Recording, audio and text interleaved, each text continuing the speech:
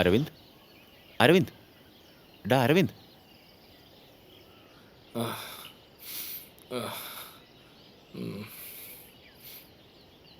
ബാഗെല്ലാം ഇതിൽ വെച്ചിട്ട് നീ പോയി ദിവ്യെ വിളിച്ചിട്ട് വാ.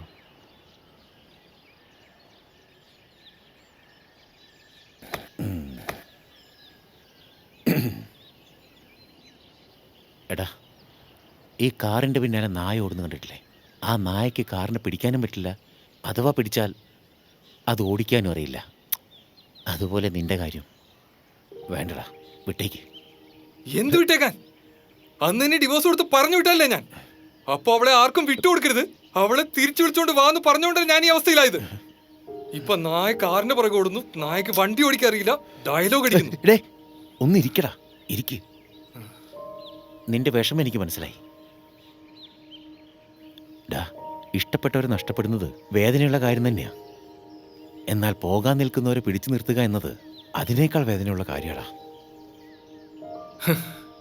എന്റെ ലൈഫിൽ ഞാൻ ആഗ്രഹിക്കുന്നവരെല്ലാവരും എന്നെ വിട്ട് പോകുമെന്നായിരിക്കും. പെറ്റമ്മ പോലും എന്നെ കളഞ്ഞിട്ട് അവരുടെ ഇഷ്ടത്തിന് ഓടിപ്പോയില്ലേ. പിന്നെയാണ് മിണ്ടിപ്പോരുത്. നിന്റെ അമ്മയെ പറ്റി ആരും എന്ത് വേണേ പറഞ്ഞോട്ടെ, പക്ഷെ നീ പറയാൻ പാടില്ല. അവള് പോയതിന്റെ കാരണം തന്നെ നീയാ. നിനക്കന്ന് 3 വയസ്സ്. നിന്നെ എല്ലാ ആമ്പിളരെ പോലെ തന്നെ താലോലിച്ച് വളർത്തി. അവൾക്ക് നീ എന്ന് പറഞ്ഞ ജീവനായിരുന്നു.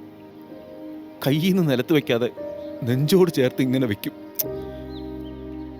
അവള് നല്ലവളാ, പാവം. നമ്മളെ രണ്ടുപേരെയും നോക്കി അവളെ നമുക്ക് നോക്കാൻ കഴിഞ്ഞില്ല. ഒരു ദിവസം ഒന്ന് തലചുറ്റി വീണതാ.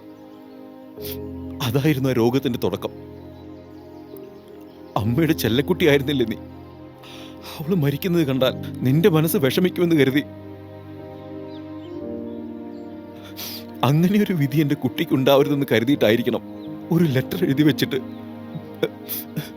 എവിടേക്കോ പോയത്. അതൊന്നും നിനക്കറിയില്ലല്ലോ. എന്റെ മനസ്സിൽ അവൾ ഇന്നും ജീവനോടെ ഉണ്ടടാ. നിന്നെ ഇതൊന്നും അറിയിക്കാതെ എല്ലാം ഞാൻ ഉള്ളിൽ ഒതുക്കുകയായിരുന്നു.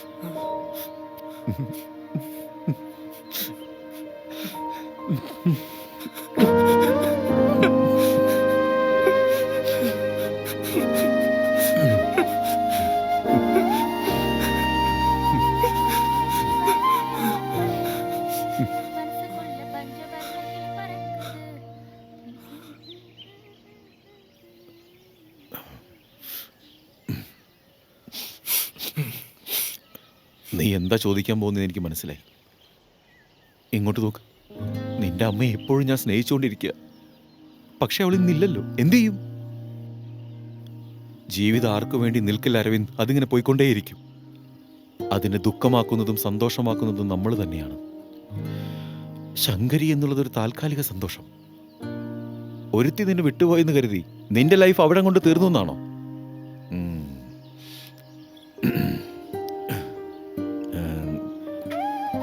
അരവിന്ദ്, ജീവിതം വെറുതെ ജീവിക്കാനല്ല, ആഘോഷിക്കാനാണ്. നീയൊന്ന് ആഘോഷിച്ച് നോക്ക്.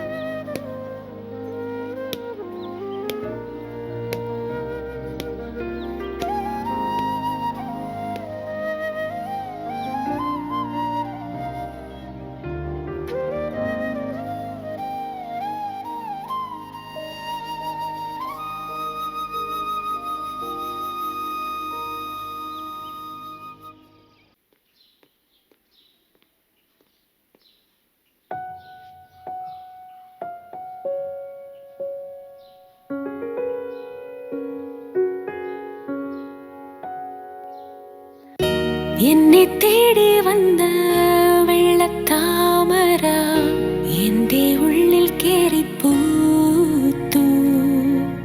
നിന്നോമൽ തിരുവുടൽ മുന്നിൽ കണ്ടു ഞാൻ. സ്വന്തം ബാലൻസ് തെറ്റിപ്പോയോ? ഒരു മിഴിയമ്പിലെ കരൾ കവർന്നിടാനീ എന്നേക്കുമാ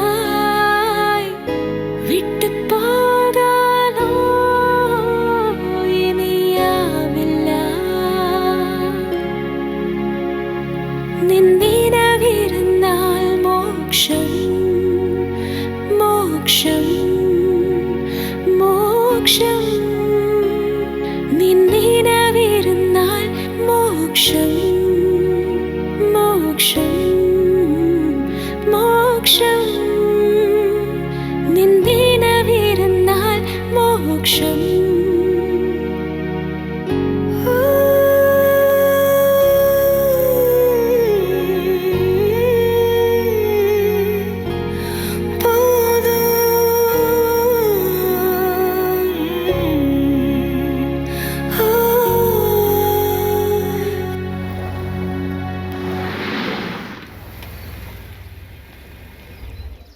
ഫ്രീ ആയിട്ടല്ലല്ലോ തരുന്നത്. കാശ് വന്നിട്ടില്ലേ? എടുത്തോണ്ട് പോടെ സോറി ഇവിടുന്ന്. മാഡം, ഞാൻ വേറെ എടുത്തിട്ട് വരാം. ഞാൻ വല്ലാതെ നെർവസ് ആവുന്നു അർജുൻ. അമ്മ, അച്ഛ, ദിവ്യ. നമസ്കാരം. ഹാ, ദിവ്യ. ഒന്ന് നോക്കട്ടെ. ഞാൻ വിചാരിച്ചതിനേക്കാൾ സുന്ദരിയാണ് നീ. ഇരിക്കും മോളെ. ഞാൻ വളരെ ഹാപ്പിയാണ്. എനിക്കിതുവരെ ഇവനെ വല്ല വെള്ളക്കാരി പെണ്ണുങ്ങളും തട്ടിക്കൊണ്ടു പോകുമെന്നുള്ള ഭയമായിരുന്നു.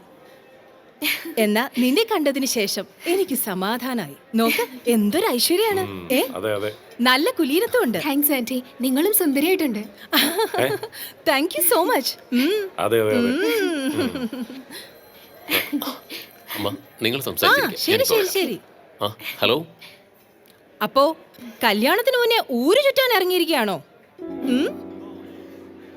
അവനൊരു പാവം. ഞാൻ തിരിച്ചു വിളിക്കാം. നിനക്കെന്ത് സംഭവിക്കാനാ? ഒരു നാണമില്ലാതെ അവന്റെ കൂടെ ഇറങ്ങി തിരിച്ചേക്കല്ലേ? നിനക്കൊരു ഉടുപ്പൂലല്ലോടി പെണ്ണേ. Excuse me madam, soup. വച്ചിട്ട് പോ. ഹാ ശരി, എന്തായാലും അവന്റെ ആഗ്രഹമല്ലേ. കല്യാണം എങ്ങനെയാ പ്ലാൻ ചെയ്തിരിക്കുന്നേ? അതോ എല്ലാം നേരത്തെ കഴിഞ്ഞോ? അമ്മ, കല്യാണം ചെറിയ രീതിയിൽ ക്ലോസ് റിലേറ്റീവ്സിനെ മാത്രം വിളിച്ച് നടത്താനാ ഉദ്ദേശിക്കുന്നത്. ഓ, കല്യാണമൊക്കെ നിന്നെ സംബന്ധിച്ചിടത്തോളം നേരത്തെ നടത്തി പരിചയമുണ്ടല്ലോ. അതുകൊണ്ടാ നീ ഇതിനെ ചെറുതായിട്ട് കാണുന്നേ. എന്നാ എന്റെ മകൻ അങ്ങനെയല്ലല്ലോ. അവനിത് ഫസ്റ്റ് ടൈം. ഞങ്ങളൊക്കെ കല്യാണം എന്ന് പറയണത് ഒരു തവണയെ കഴിക്കാറുള്ളൂ മോളെ. അവൻ ചെറിയ പ്രായത്തിൽ ഉപയോഗിച്ച സൈക്കിള് മുതൽ ഇപ്പൊ ഉപയോഗിക്കുന്ന ഓഡി കാർ വരെയും എല്ലാം ബ്രാൻഡ് ന്യൂ. എന്ന് വെച്ചാ ഫസ്റ്റ് ഹാൻഡ്. ഒരു ലൈഫ് പാർട്ട്ണറെ കണ്ടെത്തിയിരിക്കുന്നു.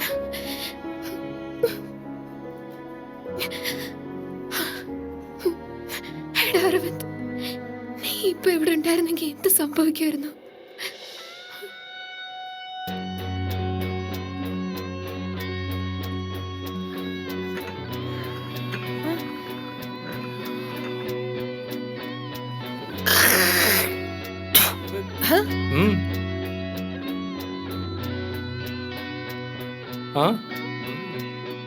എന്താ മാമ, എന്ത് പറഞ്ഞാലും ഇങ്ങനെ തലയാട്ടിക്കൊണ്ടിരുന്നാ മതിയോ? എടാ മൊണ്ണേ, ഇങ്ങനെ മൊട്ടയടിച്ചിരുന്ന് തലയാട്ടി ജീവിക്കാനാണെങ്കിൽ സെക്കൻഡ് ഹാൻഡ് അല്ല, 10ാമത്തെ ഹാൻഡിന്റെ കൂടെ ആണെങ്കിലും വാലുവാട്ടി സന്തോഷത്തോടെ ജീവിക്കാം. അയ്യോ, എന്തു പറ്റി? നല്ല ചിരിച്ച മുഖമായിരുന്നില്ലേ?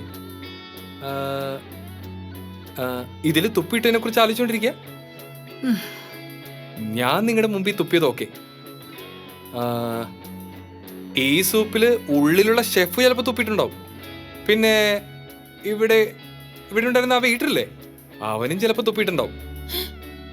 പക്ഷെ ആ സൂപ്പ് നോക്കി, ബ്രാൻഡ് ന്യൂ ആയിട്ട്, ഫസ്റ്റ് സ്റ്റാൻഡ് ആയിട്ട്, നിങ്ങൾക്ക് വേണ്ടി ഉണ്ടാക്കിയത് പോലുണ്ട്. എല്ലാം നമ്മുടെ മനസ്സിന്റെ പൊരുത്തം പോലെ ഇരിക്കും. എല്ലാവരെയും ഒരുപോലെ കാണരുത്, മനസ്സിലായോ? മാമ, പിന്നൊരു കാര്യം, നിങ്ങളിപ്പോ കുടിക്കുന്ന സൂപ്പില്ലേ, അതിനെത്ര പഴക്കമുണ്ടെന്നറിയോ? വാ, കാണിച്ചു തരാം. നിങ്ങളുടെ മകനെയും വീടിനെയും സന്തോഷമായി നോക്കേണ്ട ഒരു പെണ്ണായിട്ടാണ് നിങ്ങൾ എന്നെ കാണേണ്ടത്. അല്ലാതെ നിങ്ങളുടെ താളത്തിനൊത്ത് വാലാട്ടുന്ന പട്ടിയെ പോലെ കാണരുത്. അങ്ങനെയാണ് ഞാൻ ആവേണ്ടതെങ്കിൽ I'm so sorry. ഈ പട്ടിക്ക് ദേഷ്യം വന്നാലുണ്ടല്ലോ, ആ കഴുത്തിന് തന്നെ കടിക്കും. Cheer up.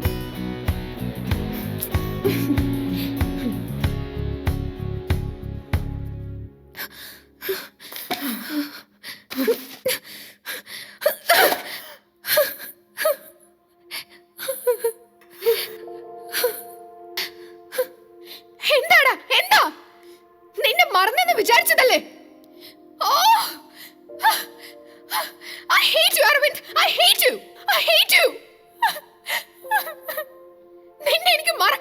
കൊല്ലല്ലേ? എന്തിനാ എന്റെ മനസ്സിലിരുന്ന് എന്നെ ഇഞ്ചിഞ്ചായി കൊല്ലുന്നത്?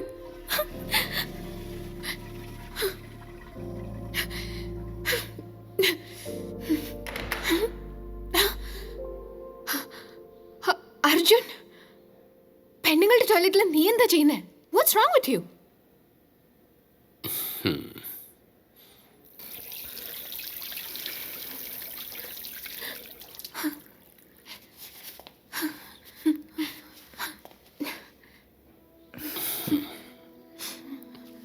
ദിവ്യ,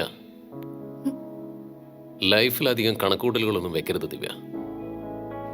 ചെറുപ്പത്തിലും നിന്റെ മനസ്സിൽ നീ കല്യാണം കഴിക്കാൻ പോകുന്നവൻ ഇങ്ങനെ ആയിരിക്കണമെന്നൊരു ആശയം ഉണ്ടായിരുന്നില്ലേ? അതായി ഞാൻ. നീയും ഞാനും തമ്മിൽ കാണുമ്പോൾ എല്ലാവർക്കും നല്ല ചേർച്ചയായി തോന്നും. എന്നാൽ റിയൽ ലൈഫിൽ ഇതിന് നേരെ ഓപ്പോസിറ്റാണ് അരവിന്ദ്. അവനെയാ നീ ലവ് ചെയ്യേണ്ടത്. സോ നിന്റെ ലൈഫിൽ ഇപ്പോൾ ആകെ ഒരു കൺഫ്യൂഷനുണ്ട്. ഇനി ആ കൺഫ്യൂഷൻ വേണ്ട.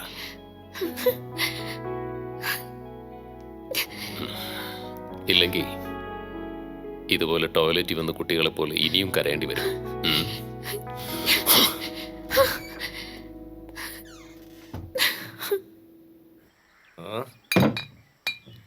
എന്താ ബ്രദർ, ഇരുട്ടുന്നതിന് മുമ്പ് തുടങ്ങിയാ? നിന്നിപ്പോ കണ്ടിട്ട് എനിക്ക് പാവം തോന്നുന്നു. കുഴപ്പമില്ല, അടിച്ചങ്ങ് മാറിക്കോളും. ഈ ലോകത്തുള്ള എല്ലാ പ്രശ്നങ്ങൾക്കും പരിഹാരം ദേ ഇവനൊരുത്തനാ. സന്തോഷത്തില്, ദുഃഖത്തില്, മരണത്തില് ദേ നീ ചത്താലും കൂടെ ഉണ്ടാവും. ഇന്ന് നീ തീരുമാനിക്കും നിനക്ക് ബിയർ വേണോ ഹോട്ട് വേണോ എന്നുള്ളത്. പിന്നെ നീ കണ്ണടച്ച് എടുക്കുന്നത് മുഴുവൻ ബോട്ടിലായിരിക്കും. കുടിയന്മാരുടെ കോൺസെപ്റ്റ് നീ എത്ര ഭംഗിയായിട്ടാണ് അവതരിപ്പിച്ചത്. എന്റെ വക ഈ ടച്ചിങ് ഫ്രീ കണ്ടില്ലേ? ഹലോ ബ്രദർ, ബ്രദർ ഇത് നിങ്ങൾ എടുത്തോണ്ട് പോ. നിന്റെ അടുത്ത് നിന്നൊക്കെ അഡ്വൈസ് കേൾക്കേണ്ട അവസരം വന്നില്ല എനിക്ക്. ഓ പിന്നെ അതാലോചിച്ചിട്ട് ഞാൻ പോകുന്നതാ നിനക്ക് നല്ലത്, എനിക്ക് നല്ലത്. ഡേ ഇതെടുത്ത് ഫ്രിഡ്ജിൽ വെക്കടാ, കുറച്ച് കഴിയുമ്പോ വന്നോളൂ.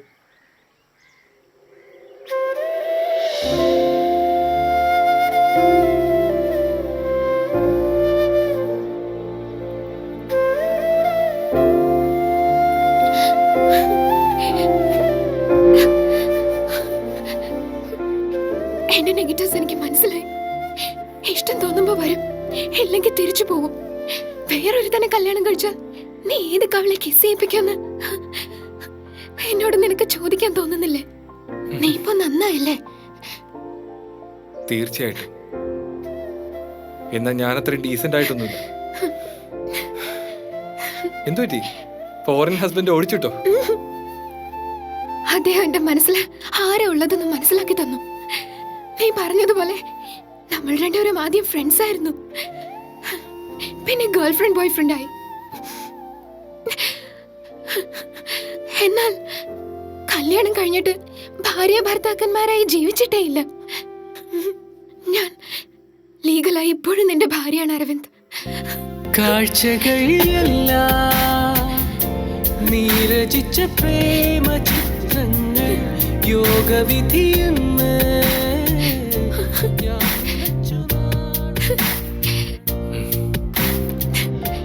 ഇല്ല ദിവ്യ, എന്താണെന്നറിയില്ല, എനിക്ക് പറ്റുന്നില്ല. നിന്നെ എങ്ങനെ തിരികെ കൊണ്ടുവരണമെന്ന് ഒരുപാട് തലപോകും ഞാൻ ആലോചിച്ചിട്ടുണ്ട്. എന്നാ നീ എന്നെ വിട്ടുപോയപ്പോ എന്റെ ഉള്ളിൽ എന്തോ ഉടഞ്ഞുപോയി. മാറിപ്പോയി ഞാൻ. വേറെ എന്തോ ഫീല് തോന്നുന്നു ദിവ്യ. ഈ ഫീലിംഗ് എപ്പോ വന്നെന്ന് എനിക്കറിയില്ല, ഇനി മാറുമെന്ന് കൂടി അറിയില്ല. തീർച്ചയായിട്ടും മാറും.